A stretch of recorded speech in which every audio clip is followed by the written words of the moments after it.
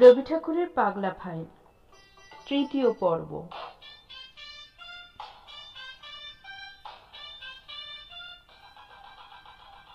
নদিয়া জেলার বালিয়াডাঙ্গা সাধন কুটিরের শ্রীমান কেবলানন্দ কেবল একটি অনুরোধ নিয়েই কবির করুণা প্রার্থী। পূজনীয় কবিবর প্রণাম গ্রহণ করবেন এবং পত্রপাঠ মাত্র জবাব দিবেন। আপনার একটি গানের ছন্দের ভাষা বুঝিতে পারি নাই, আশা করি সম্পূর্ণ সঙ্গীতটির সরল ব্যাখ্যা করে উপরোক্ত ঠিকানায় পাঠাবেন। এবার যদি মরতে না পাই তবু আমার মরণ ভালো। এই ছন্দটির অর্থ কি বুঝতে না পেরে বড়ই ধাঁধায় পড়ে গিয়েছি। আশা করি পত্রপাঠ আমার সংশয় ছেদন করে বাধিত করবেন। নিবেদন ইতি প্রণত কেবলানন্দ।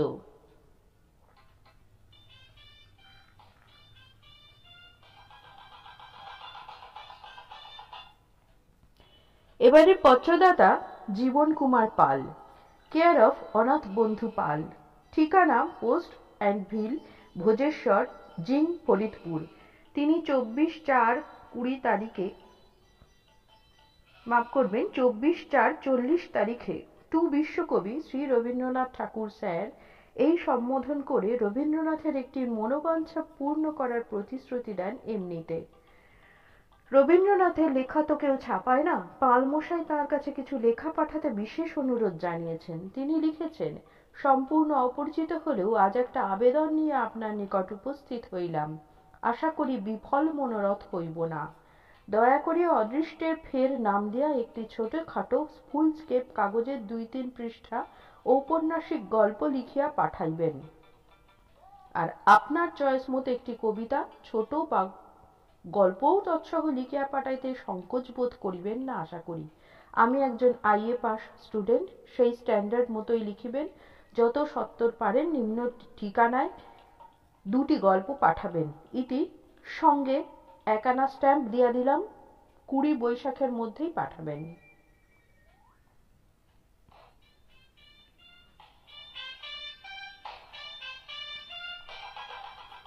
পরবর্তী চিঠিখানা সাংঘাতিক। ভদ্রমহিলা বদ্ধ উন্মাদ, নইলে রবীন্দ্রনাথ সম্পর্কে এমন অশালীন কটাক্ষ তিনি করতে পারতেন না।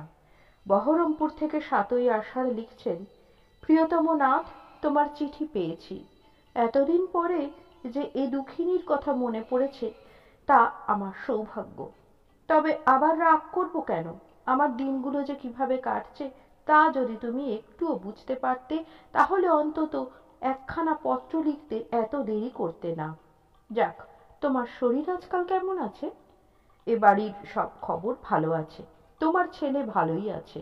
তুমি আমার প্রাণ ভরা ভালোবাসা যেন। চুমো দিয়ে বিদায় নিচ্ছি। ইতি তোমারই সুবাস। পুনশ্চ দিদিমা কাল রাতে এখানে আসবে। চিঠি লিখতে দেরি করো না। প্রথমে সন্দেহ হয়েছিল কোনো শয়তানের বানানো চিঠি নয় তো। পরে দেখলাম হাতের লেখা সত্যিই মেয়েলি এবং পাগলের পক্ষে সবই সম্ভব। আর একখানি মহামূল্যবান চিঠি।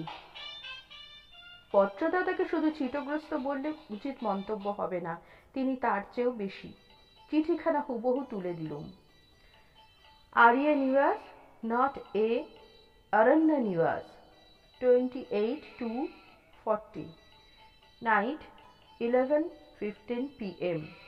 My dear Bura Sahib, dear sir, with due respect and humble submission, I beg to bring your notice that I have sincerely made up my mind to go to your Shantiniketan on the 2nd of March and to stay there for a week or more as a non-paying but enjoying guest. This is my prayer. I therefore solicit the favor of your honors very kindly granting my prayer. I think and hope I shall not prove unworthy of your kind selection. Now I fervently hope that my prayer would be granted, for which act of kindness my forefathers will remain grateful to you, and I shall ever pray. With great kind regards, you lovingly, 28/2/40. Please noted, I hope Rathindranath's daughter will be present. পত্রের পুনঃস্রোতের শান্তিনিকেতনে যাবার আগ্রহ এবং মূল কারণ শেষ লাইনে জানা গেল।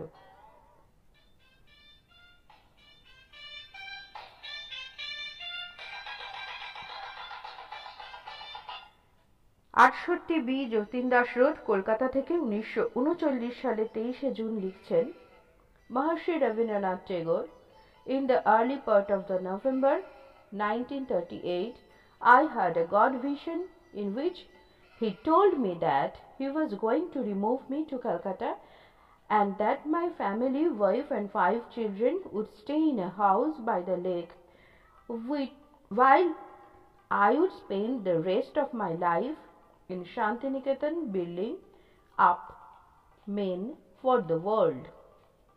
He threatened to give me illness than death if I disobeyed and refused to leave my work and go to India within 4.5 months. The government forced me to leave pension on the ground of ill health, meaning I was mad. শেষ বাক্যে প্রকৃত সত্য উদ্ঘাটিত। কেন যে তিনি এটা আগে বুঝতে পারেননি তাই বোঝা গেল না।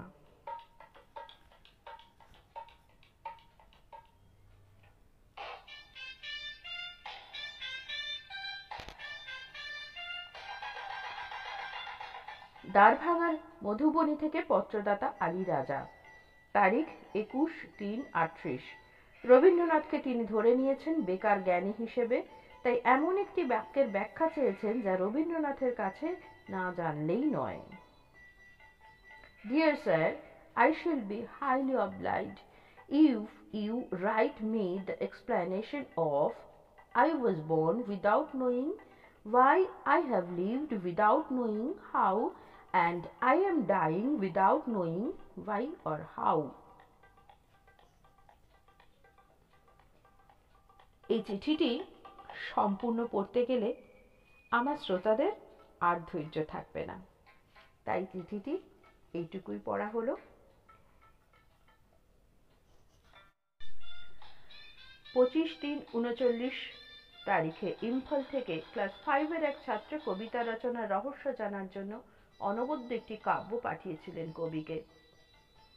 বলা বাহুল্য, এর পরবর্তী কি হয়েছিল তা জানা যায়নি। বক্সিবাজার ঢাকা থেকে পৃথ্বী নামে একজন অর্থাভাবে পড়েছেন, তার প্রচুর টাকার দরকার, তাই শরণ নিয়েছেন রবীন্দ্রনাথের। আজ এটি শেষ চিঠি। প্রিয় কবি বরেশু, আপনার শরীর বিষয়ে আমি অজ্ঞাত। প্রার্থনা করি আপনি যেন আরো বেঁচে বায়ুকে দান করেন। জগৎ যেন চিনতে পারে এ বিশ্বাস আমার আছে। এখন আমার বলা, আমি যা করতে যাচ্ছি তা হয়ে উঠছে না। শিশুকাল থেকে সব বিষয়ে অনভিজ্ঞ ছিলাম, একটু বড় হয়েছি, বুঝতে শিখেছি, অমনি বিপদ এসে বাধা দিল। যাক, ঝাড়া দিয়ে উঠেছি, প্রচুর টাকার দরকার, কিছু দিলে কৃতকার্য হব। আমি জোর আশা করি আপনার এই শান্তিনিকেতন পৃথিবীর জ্ঞান ভাণ্ডার, মানুষ চিনবে। বিশেষ লিখলাম না, দুর্বল ইতি পৃথ্বী। 5ই মার্চ। এত ধানায় পানাইয়ের মাঝখানে জ্ঞানটি টনটনে, প্রচুর টাকার দরকার, কিছু দিলে কৃতার্থ হব। এই বাক্যটি পত্রের সারাংশ। আরো অনেক চিঠি আছে, আসবো পরবর্তী পর্বে। আপনাদের মূল্যবান মতামত জানার অপেক্ষায় রইলাম। আমি জয়িতা।